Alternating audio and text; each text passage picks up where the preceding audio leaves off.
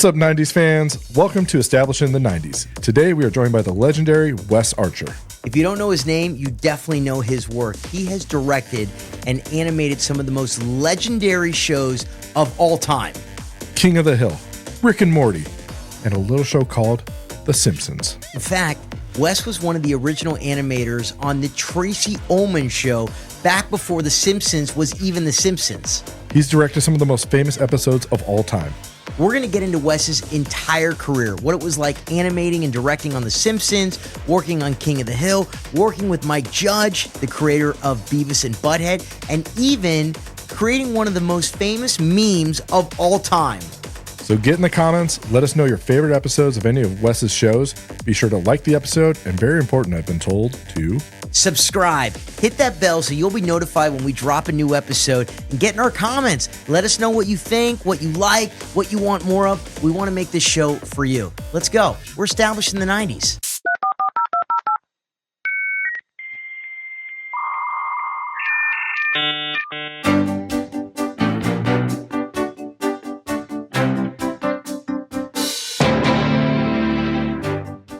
Well, we are super excited. We have a legend with us, Wes Archer, from a little tiny known cartoon. No, I haven't heard of it. It's called The Simpsons.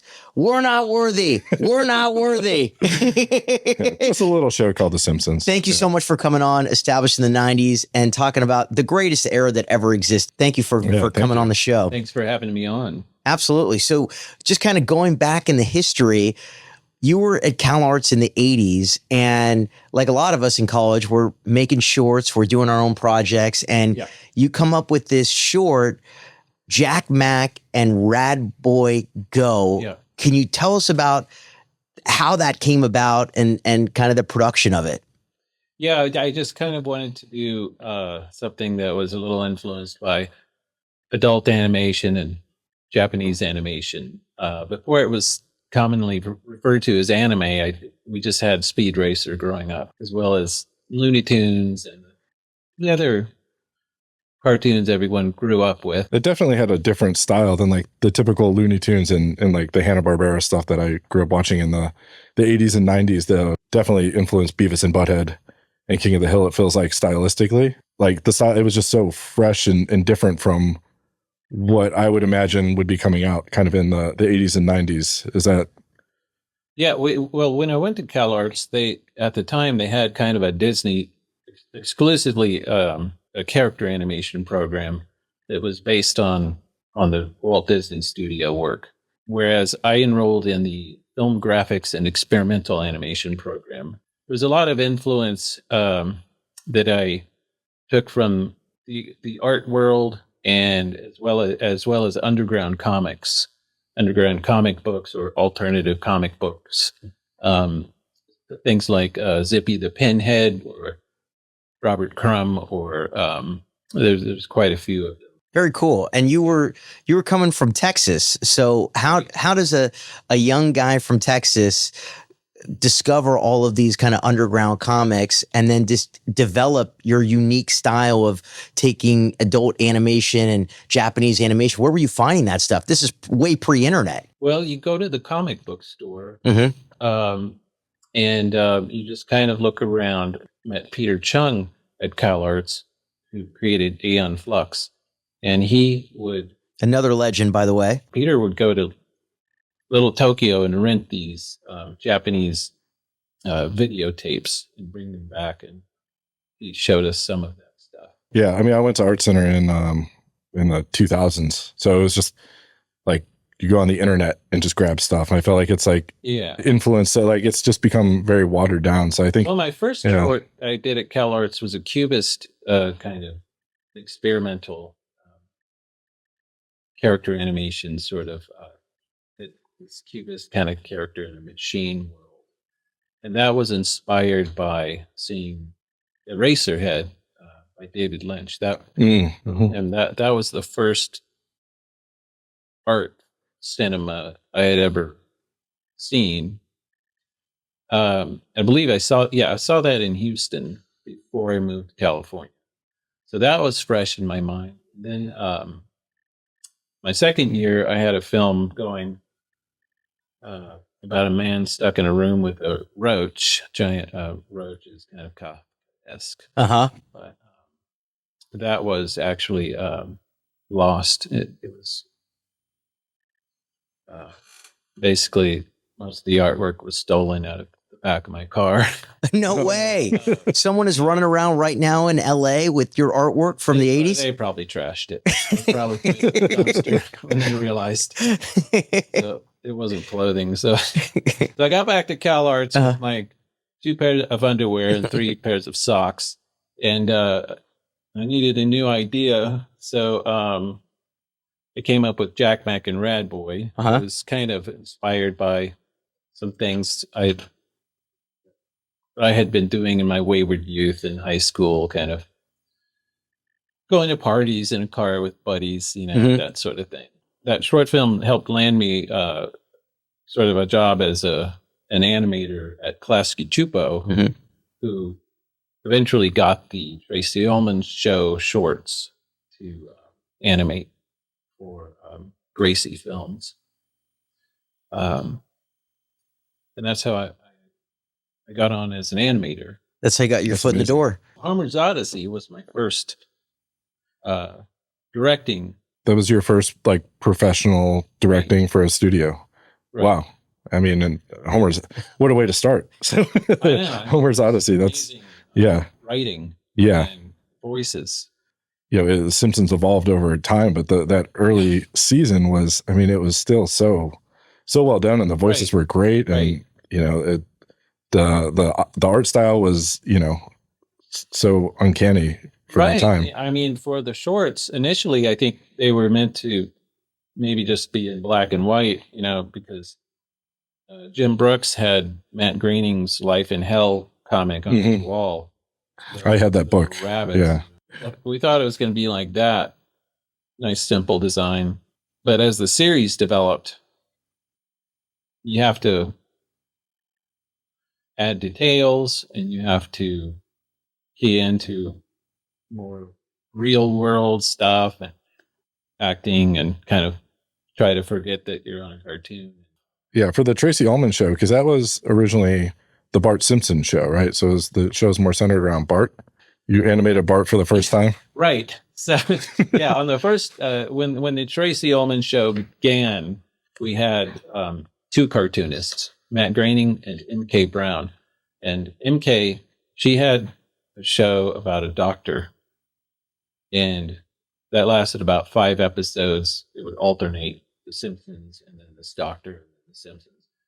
And then they just went with The Simpsons. Yeah, Goodnight Simpsons was the first. That's pretty spectacular. That's pretty cool. We are pretty much just tracing Matt's pencil sketches. We had 1 week to do our animation and just all the cleanup.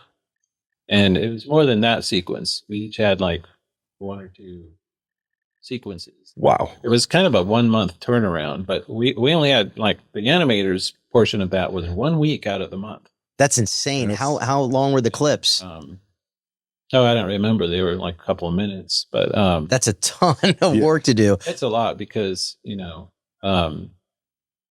you don't really have time to design model sheets, right? Rough out the animation, and sometimes we're just trying to animate straight ahead, just clean drawings without even roughing in some of the animation, which resulted in that really wonky kind of rough, homemade kind of hand animated look, which had its charm. Yeah, you know? I love in like old animation when you could see the shadow from the cell, and and the characters look very different. So over the course of the following couple of years, when we kept animating these things, we would hone in. We would change the design to be more animatable and kind of more streamlined, and kind of had a comic nuclear look to it. By the end of the run, they pretty much resembled what they looked like in the series. Like the last few Tracy Ullman shorts were pretty much what they looked like. I got one word for you coming from Bart. Yeah. Cowabunga. You're working on The Simpsons. It's a tremendous hit. And as folks who work in the business, as you know, it's so hard to get on a steady gig. Mm-hmm. And then Mike Judge comes to you and says, hey, will you come work for me on King of the Hill? How did you make the decision to leave The Simpsons and go to King of the Hill? And were your friends telling you like, you're crazy, don't leave The Simpsons? What did he say? What were those magical words? Right, a steady gig in Hollywood is kind of rare these days. Even then, it was. So that's why I'm doing a podcast. Yeah, even like season 2 and 3, we were still kind of worried. Oh, are they going to pick up a season 4? Mm-hmm. Are they going to really, commit to this year after year? And I think it was kind of assumed we would get a pickup every year by season 5, 6. Our pay had increased. It was the hottest show in America. So it was season 7 where I was still directing episodes, and got a call from King of the Hill to jump over there. I was very happy to get that offer because even though it was great working on The Simpsons, I felt like I had kind of had enough time there to have fully experienced that show. And number 2, it was a promotion for more money. And number 3, it was a show set in Texas with Mike Judge, who had created Beavis and Butthead, which was super exciting. So it wasn't too difficult of a decision. That's cool. Yeah. Had you known Mike beforehand? I had met him a couple times. Yeah. He had talked to me about how much he liked Jack Mack and Rat Boy. Like one legacy project to another legacy project is pretty amazing. But yeah, I have to when he brought you on to King of the Hill, obviously, what influences did your growing up in Texas have on the show, or were you able to bring into the show? Quite a bit, yeah. Arlen, Texas, the town where King of the Hill is set, is close to where I grew up. Were you brought in early in development of it, or were you brought on once the project was ready? They actually had a short film animated that they had done a little test, kind of a sales pitch to Fox. Very cool. That I was not involved on. They showed that to me and kind of took it from there. Were there any characters that you were able to kind of develop from your experiences, or any characters that you brought up based on people you know? No, but visually a bit, but like Boonhour. Yeah, I mean, Mike had drawings of the guys. The great thing about that show is it's so grounded in reality. It doesn't riff off of any other thing that already exists, like the Flintstones, or the way Rick and Morty riffed off Marty and Doc. Yeah, there's a nice simplistic 90s family dynamic to the show too. That feels, and it being animated makes it very dream-like and kind of surreal sometimes. Circling back to your time at Klasky Chupo in the 80s and 90s. Speaking of which, Klasky Chupo, the studio is right down the street from here, which is wild, isn't it? It's pretty cool to see. And I mean, they were part of not only The Simpsons, Rugrats, Wild Thornberries. I mean, just iconic 90s shows. Right. What was it like working with Gabor, who ran the studio, and what was it like working at this early animation studio that you guys had your fingers on the pulse of these just iconic shows? Yeah, I rented a couple apartments around here, and I remember I rode my bike to the studio and back for about a year. There's one year on the Tracy Ullman shorts where we would ride scooters around Hollywood, Honda scooters. Really? I'd imagine directing today is very different than directing The Simpsons in the 90s.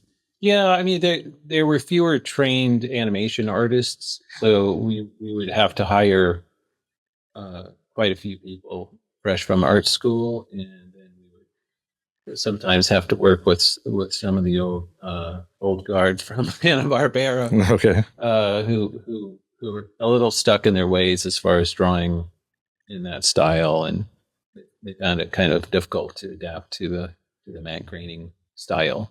But eventually everyone got up to speed with the style of animation. Was there a lot of animation done in-house, or were you guys also shipping stuff at that time? It was always shipped to Korea. Okay. Korean studios. So we had a layout department. So we would have storyboards, and then we would have layout artists draw the panels larger and pose them out. And then we would have a timing department that would time out the animation as a blueprint. And this is in the 90s. So it's not, this is pre iCloud and pre Dropbox and Google Drive. So how would you send the files to Korea and get them back? Paper. Yeah. Would they fly over there? Literal files. Yeah. And then big boxes of paper and Xerox's copy machines. And the smell of those copy machines, man, that's something I miss.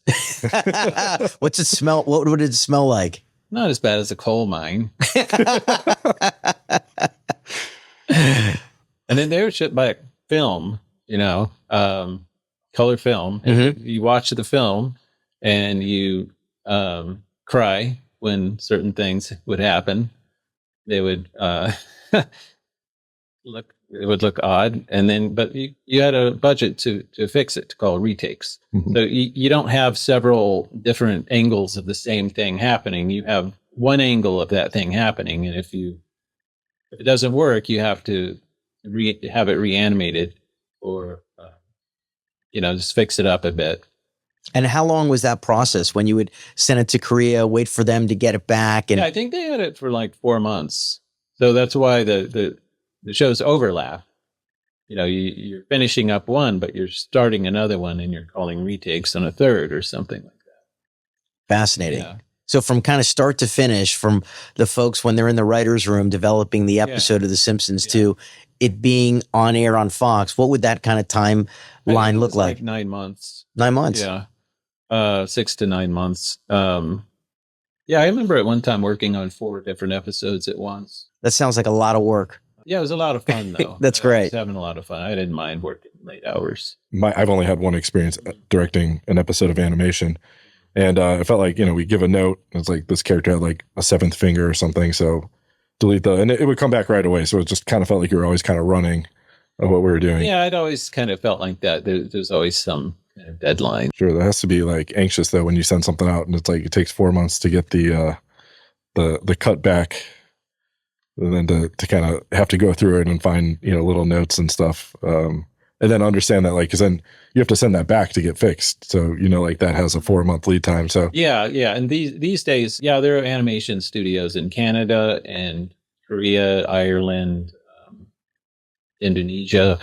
Really, you have quite a few choices. So those 90s cartoons as well, The Simpsons, King of the Hill, was that all hand-drawn versus, kind of the standard Toon Boom that's used now software-wise? I mean, it's still hand-drawn, a lot of projects, but it's sort of, you have a digital assist. You have some puppeting you can do so that you can manipulate a single drawing sometimes instead of providing a new drawing for every frame. I think we got to dive into The Simpsons. Yeah, I think it's time. Yeah. It's Simpsons time. Yeah. I love your guys' title. You did such a great job. Tom designed that. That's great. Thank you. That's a huge compliment. Thank you. Homer's Odyssey.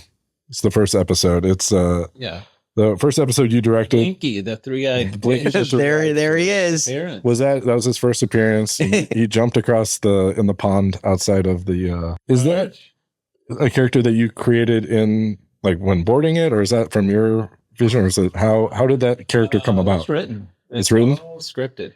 Amazing. Did you think that Blinkie would take on, the the world that he's taken on, that everybody knows who he is now? No, I thought it's just a kind of a little cameo. One of my favorite characters for sure. I haven't seen any of the latest episodes of The Simpsons. It'd make a good tattoo on my arm. We should do that. Do you have any tattoos by chance? No, but I did think about getting a Blinkie tattoo. A Blinkie tattoo. We should all get Blinkie tattoos. In another episode of Established in the 90s, we all get Blinkie tattoos. Wes Archer gets Blinkie tattoo. That's great. Yeah.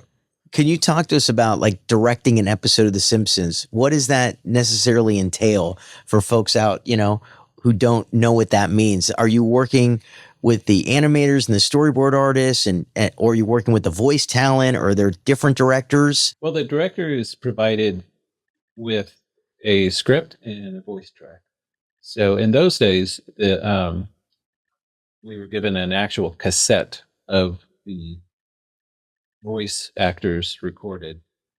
Did you say a cassette? A cassette. What is that? Timed out. A cassette tape? An audio cassette tape, which was timed out as a radio play. That's great. So when you're animating, we literally had small cassette decks that we would press play and listen to it, and then press rewind, and it would scan back, and then we would listen to it again. We'd have one hand on the tape deck and the other hand on our pencil. Wow. That's cool. That is cool. That's really cool. That is cool. So there would be a director that would work with the voice talent to record them. Yeah, during recording, the showrunner and the writer watched the voice artist and listen to what they were doing and give suggestions and get different takes on each line. And they would edit those takes down to their best take, and we would get that. So we would get a rating. Yeah. Basically, you start doing storyboard sketches and design sketches. You have a storyboard crew of 2 or 3 other artists to generate panels for each sequence, and you get those together and you send that off to like in the Simpsons world, it's Gracie Films, and they look at your boards. Sam Simon or Matt Groening or the writer or someone or all of the above would make a few notes, give some feedback, and you would do some revisions. Then it would go to black and white film version of the story where it's drawn out by layout artists. They were like 4 squares on a sheet of legal paper. So you couldn't get highly detailed. Right.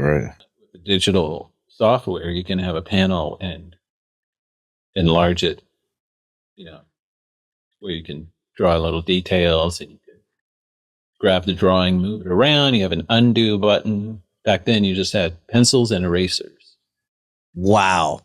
We're going way back. We still use them now. It's great. Draw. Absolutely. So after it goes out to the layout artists on the animation paper and they finish that process, what happens next? There's also a background department that generates backgrounds. Yeah, it all comes together in what's called an animatic, and you take the animatic over to Gracie Films and show it to the whole writer's room. Hopefully, they laugh and say, "Good job." The Simpsons, like one of my favorite parts of The Simpsons is the some of the gags, like the visual gags. And was that done in the board phase, or is that in the script? Or yeah, a lot of them are scripted. But if you direct it the wrong way, it's going to fall flat sometimes. No matter how well it's written, you have to make it shine and sing. There's not a right way and a wrong way. It's always open for interpretation. Big part of it is timing, comedic timing. I mean, every now and then you see like a character that's in the background. Yeah. You're like, that looks either a little off, or it looks, it just doesn't look quite like it's been like fully designed sometimes, or is it? Oh yeah, are those sketched in? Yeah, yeah. There are a couple of artists that would always try to sneak in these outrageously weird characters, much to the chagrin of Matt Groening. He didn't like it. Hans Moleman was a notorious one that he hated, right? I think. I don't know. Yeah. No comment. Hans was designed. Yeah. So that was the design. Yeah. He got through the design. Feels like a strainer. They're straining out the characters. No, he was not like, oh, we need a Hans Moleman design. It just made it through the design process, and then eventually the writers were like, okay, he looks like a mole. It's a mole man. and eventually, someone I think wrote Hans. They gave him a name. Yeah. So they picked him out of a background and then turned him into like a regular character. Yeah. That's amazing. Yeah. Yeah. Because some of the characters, I mean, they're so funny. Some of the drawings, and especially those early ones, where I think there was a character in I want to say Homer's Odyssey. Well, He's got like little beady eyes. See, there's so many mistakes that I would fix. I would change, make it a little less wonky looking. But that's the charm of it. Is the first Black episode. Smithers. Uh-huh. Yeah. Oh, that's right. Yeah. I think Homer has a sign montage where he's holding street signs.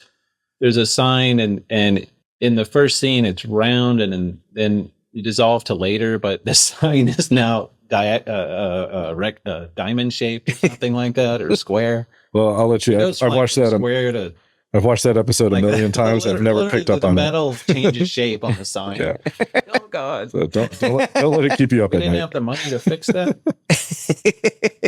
No, we spent all the retake budget. What was some of the biggest challenges of the early episodes of The Simpsons? Like transitioning it from like the Tracy Ullman show to like more of a prime time. When you have 1 or 2 or 4 characters in the scene, that's fine. But then you start having 6, 7, 8 characters, and then crowd scenes. You have to track where everyone is standing, and how when the camera rotates around to a new angle, at what angle are the characters facing then during camera rotations. Talking about like a lot of characters, that leads me to like the Who Shot Mr. Burns episodes. Yeah. Which it's 2. I think it's the only Simpsons that has like two parts. 2 parts. Yeah, And I mean, it had like every character in The Simpsons in that. How did you keep track of all that? I know, right? I directed Who Shot Mr. Burns Part 2. Silverman helped out quite a bit on that. Yeah, I think that's when Homer was confronting Mr. Burns because he never knew his name the whole episode. I think that was it. And then he helped out on Homer with the gun, and of course like that was kept a secret too. So like only David knew who shot Mr. Burns, David Silverman, and then eventually I knew as well. And we were like the only 2 that knew on the animation side. So we did like 8 different endings. Oh, really? And none of the layout artists or the storyboard artists knew. Was it super top secret? Yeah. We did like Barney shot Mr. Burns, and Smithers shot Mr. Burns, and Marge and Maggie, and it turned out, of course, to be Maggie. But, Right. But we were the only 2 that knew that. So you actually sort of like did layout for different scenarios to we throw did people off? layouts as if that was the actual ending. That's No crazy. way. Wow. People on the actual Simpsons, the team, did not know the ending except for you. Correct. That's amazing. David Silverman knew, and then I knew. And of course the writers knew. That's incredible. Who wrote it. Were people betting on who was animating or who was Probably. designing the final scene of that? That's pretty cool. You talk a lot about the writers for The Simpsons, and I mean the writers are kind of iconic, and the show's had such longevity. Yeah. Did you ever work with the writers specifically? Kind of, what do you think is the special sauce? Not really. I mean, David worked on the main title. I think he came up with quite a bit of that. David is the most talented cartoonist and animator I've ever worked with. That means a lot coming from you. The supervising director will work on all of the episodes, in that they will oversee some of the designs and help out the directors when needed, and that sort of.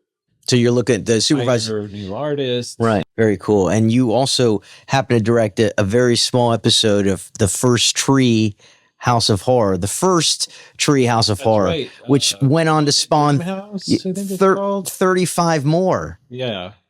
I did segment 1. Uh-huh. And then Rich Moore did segment 2. And then David did segment 3 of that first episode of Treehouse of Horror. Each one being 3 segments. Yeah. From that point on. Did you ever That was a real treat. Was it fun? Yeah. What made it so unique? Well, you were no longer sort of tied to reality, trying to make The Simpsons more relatable and believable and more real. I remember as a kid just being like, those were scary. Like, and the disclaimer where Marge came on screen was like, this isn't for, it was like, it felt like you were watching something that you shouldn't be watching as a kid. which I'm not sure if he should she be. broke the fourth wall, right? Yeah. She started talking to you. Yeah. Or talking to the parents. Yeah. We never did before that. Like we were told, never make the characters look into camera. Yeah. I think it's like, 'cause it felt like we were watching something really kind of specially made that we weren't supposed to be like a watching. Butterfingers commercial. Sure. Yeah. Yeah. Never during the show would anyone look. What were some of your other favorite episodes that you worked on? That Bart the Daredevil and 3-minute comic book. I Love Lisa. Moaning Lisa. Moaning Lisa was season 1, and I think that was when Brad Bird came on board and began to give input on the storyboard. So Brad was another director who I tried to learn from. one of my favorite episodes was the "Oh Brother, Where Art Thou" with the iconic Homer car. Yeah. Homer was that something that obviously, like the writers didn't give you a sketch, or was it something that was created in the board? 4 design sketches turned in for the Homer mobile, and there it is. It's the most amazing vehicle ever created. I don't know if anyone knows what a fax machine was, but I had them fax to Matt Groening, and he faxed back one of them with basically this design.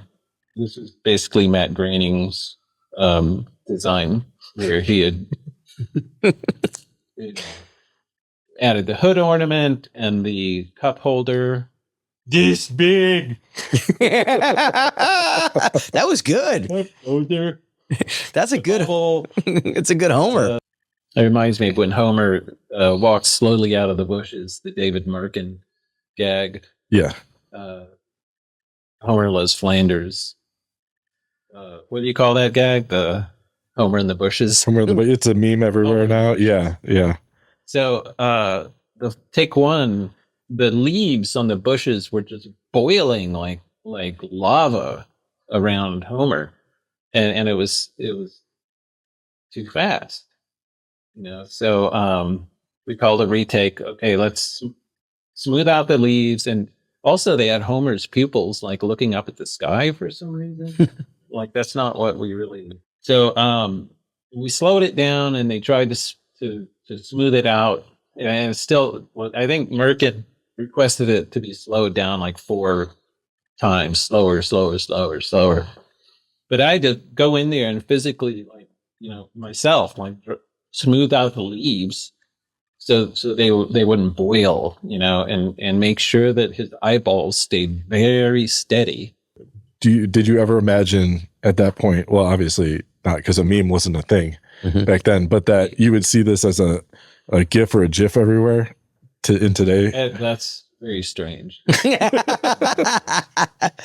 I got to tell you, Wes, your Homer is dead on. Can you do a Bart or any of the other characters? No, I just do a pretty good Homer. Yeah. So it's like Dan Castellani calls you up. It's like, I can't record this week. Can you go in there and take care of business?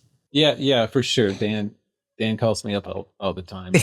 No one notices. And he doesn't pay me. Right. I keep doing it as a favor. Unreal. That's like, isn't that Tom Hanks has his brother do that? Yeah, exactly. What's funny? I was just looking up, Tom and I, when we were getting ready to chat with you, and we were diving into all the fun of The Simpsons and Tracy Ullman, that a lot of the actors that were on the Tracy Ullman show, like Dan and Julie, they were the ones who came on to be the voices of The Simpsons. So were you working with them? Did you know them back on the Tracy Ullman show? Yeah. You did? I met them back then. Yeah. Yeah, and the original Homer was a kind of a Walter Matthau. Like, I don't know, Marge. And then he just got more full-throated with it. The more emotion writers wrote into the stories, I guess. Everybody loved Bart. I remember as a kid, we were all obsessed with Bart. And then it switched where Homer kind of became more of the lead character, working on the show and directing it. What was your sense of that?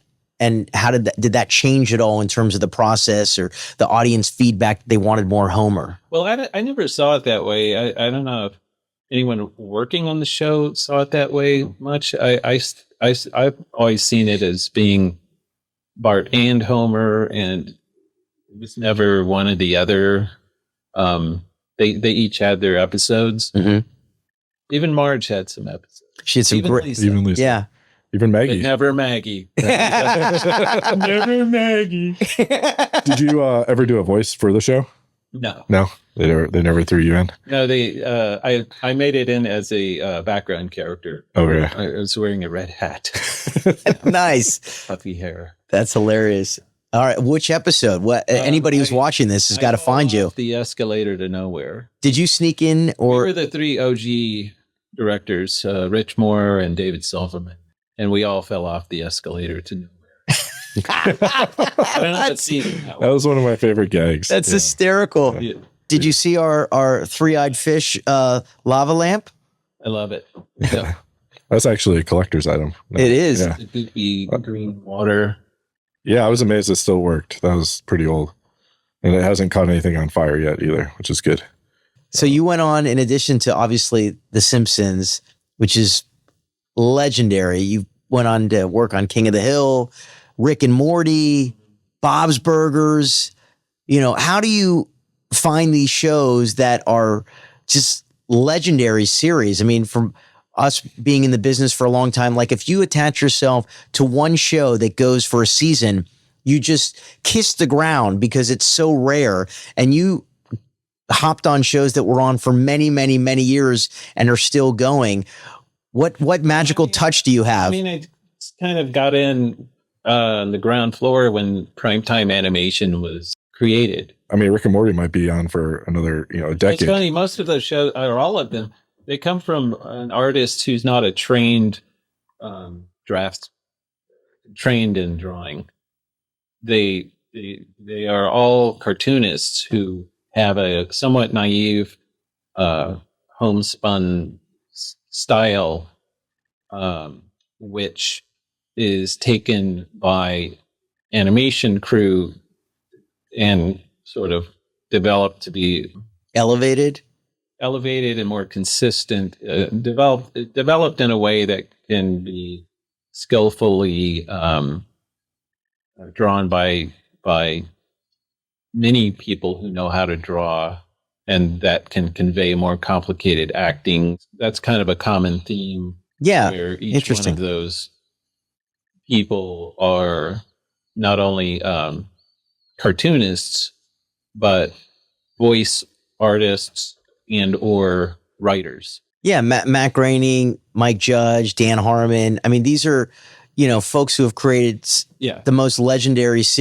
animated series of our time. Yeah, television is a writer's medium. Right. It's not an animator's medium because, animators can get lost in the visual side of things and create things that are very expensive to produce. Like when I animated Jack Mack and Rad Boy, that'd be great to have a series, but it would require an incredible amount of animation. Whereas, when Mike Judge created Beavis and Butthead, he, had the genius idea to just get them seated on a couch and they're just watching music videos and yucking it up. Right. And it's more of a stand-up routine than an exercise in, animating a complicated story. Now, eventually, they went on adventures and worked in a fast food place and all of that when they had the budget to pull that off. But like MTV initially, they only had a very small budget. I don't know what they had. It was probably like $10,000, $15,000 for a minute of animation. So you couldn't really do much with that other than having the guys sitting on a couch with their lips flapping. Right. And watching music videos. Did you ever? But they pulled it off. Oh, I love Beavis and Butthead. It's iconic. It's iconic. So funny. Yeah. So fun. Did you ever pitch your own series? Were you interested in kind of show running your own show? I had a short development for a kids show for Cartoon Network called Fungus Among Us. That's a great name. It almost went to series, but it did not. Yeah. After that, I went back to King of the Hill. Good steady paycheck. Very hard to find in Hollywood. Well, it's incredibly hard to make stuff today, I think. what do you feel about the state of the animation industry today? And kind of, it seems like it's at a sort of up and down. Order, more episodes, 20 plus episodes per season. We used to get have been greatly reduced. Usually, it's about a 10 episode. Yeah, it's a shame how everything's been cut a lot. Rick and Morty was always 10. I think there was one season they did 12. I can't remember. So I was on Rick and Morty for 7 years. Any interesting anecdotes to share about that experience? Ask me something. Well, I mean, from Rick and Morty, I think we stay away from the creators. Well, what's interesting is the animation of Rick was an effort to get him looking less and less like the way Jack Skellington moved, because it's a puppeted show in that it's animated with more digital assist, and we were always trying to get more hand-drawn stuff in there to make it look less puppeted, which does a very good job of and if it cuts quickly, if the cuts are quicker and there's more action, you don't have to worry about it so much. But the animation studio has gotten very, very good at not making it look too puppeted. And Rick had very long, skinny legs, right, arms, which sometimes made him look too much like Jack Skellington. Within those 3 series, I mean, were there any Easter eggs that you put in there? Or? Oh, I'm sure, but I don't know. Top of my head. Too many to describe. Someone put my phone number in a Simpsons episode once, and I started getting these calls late at night. Hello? Do you work on The Simpsons? Yes. Who's this? They would laugh. What do you do? Who are you? Who is this? And why do you want to know? Who is this? That's hilarious. And then I found out someone put my phone number on one of the backgrounds. Oh my God. Somebody was messing with you. It was a little prank, I guess. Yeah. That's a serious prank. A serious prank, yeah. That's It's not something I look back and laugh. That's funny. Of course. I wasn't mad or anything. Yeah, yeah. Like, that's kind of funny. Yeah. But now it's like a very funny memory. That's hysterical. They did that. That's great. That's amazing. And that's pre-cell phone. People were calling your landline? Yes, that's right. Yeah. And you would have an answering machine. Yeah. I would get these weird messages. Oh, man, that's so good. That's such a, I guess, today you would just get inundated with like text after text. Your phone would have to. Do you remember any of the answering machine messages that a fan left? No. Just erase. I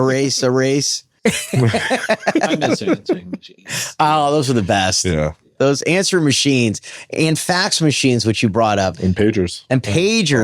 These are the great, fun technology of the 90s. The problem with cell phones is you're always available. Always. Yeah. I know. You can't just say, oh, yeah, I wasn't home. Or you could say you're sleeping. Ran out of battery power.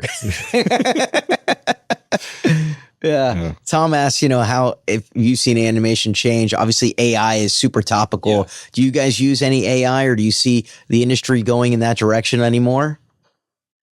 I mean, I can imagine AI being used as people now use, digital assist, but there's got to be people directing and using the AI. It's not, I don't see it as replacing everyone's job. Oh God, I hate those AI renditions of like Hank Hill. I've seen like an AI rendition of King of the Hill in live action. Oh, the Homer ones, the Simpsons ones were super creepy. Yeah, they're all creepy. Yeah.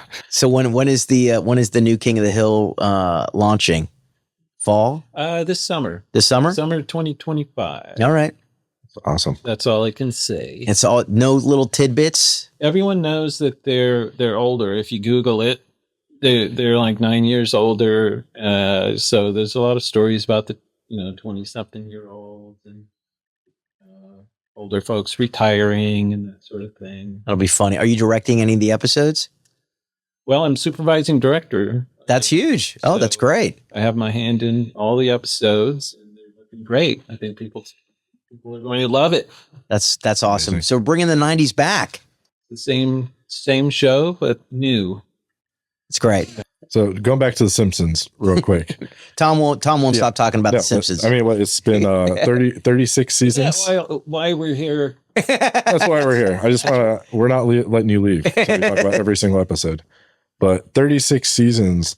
I thought we were here to discuss Alf.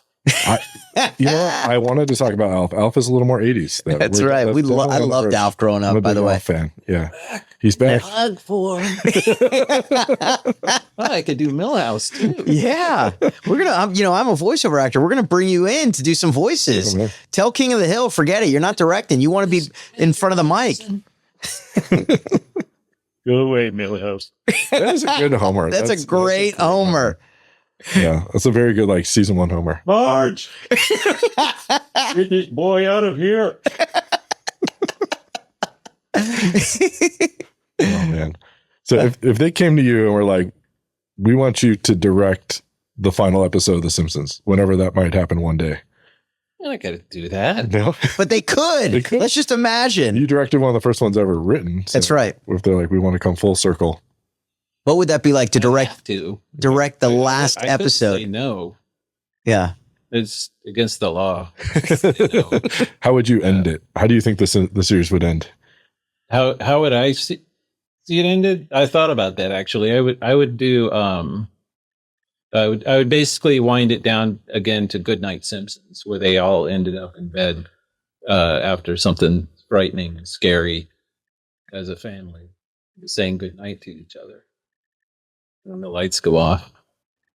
Ooh, that's a great. I just had And you goosebumps. see the eyes in the dark. People cry. That's great. Oh, man. So you heard it here.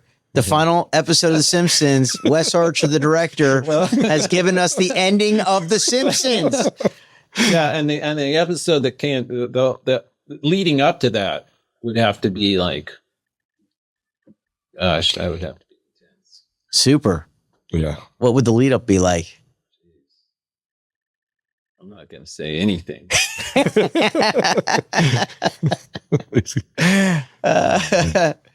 Well, this has been a blast talking, Wes, about The Simpsons, King of the Hill, Jack Mack and Rad Boy Go. Go find that, by the way, out there. It's just an amazing short. Beavis and Butthead, Bob's Burgers,